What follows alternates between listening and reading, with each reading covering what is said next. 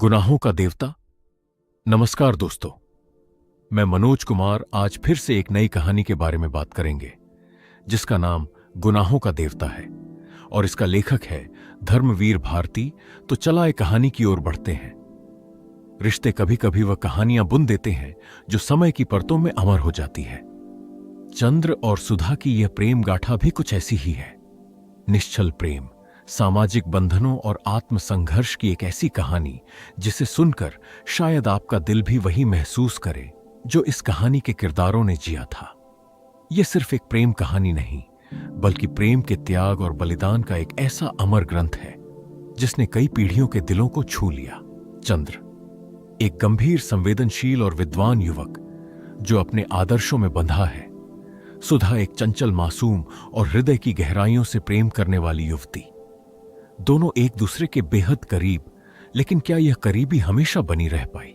क्या हर प्रेम की परिणति मिलन ही होती है, या कभी कभी प्रेम का दूसरा नाम त्याग भी होता है?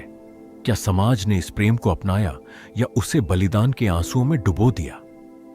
क्या चंद्र के आदर्श और सुधा की भावना एक राह पर चल पाए? और आखिर गुनाहों का देवता क्यों कहा गया? किसका था यह गुनाह और किसकी थी यह भक्ति? इन सवालों के जवाब आपको इस कालजयी उपन्यास की गहराइयों में उतरकर ही मिलेंगे। और इसी अनमोल कथा को सुनने के लिए जुड़िए हमारे साथ। स्टोरी एलेक्स को सब्सक्राइब करें ताकि कोई भी एपिसोड मिस ना हो। चंद्र और सुधा की इस अनमोल प्रेम गाथा को सुनिए, महसूस कीजिए और इस सफर का हिस्सा बनी है। अगर पुराने जमाने की नगर देवता की और ग्राम देवता की कल्पनाएं आज भी मां मान्य होती, तो मैं कहता कि इलाहाबाद का नगर देवता जरूर कोई रोमांटिक कलाकार है।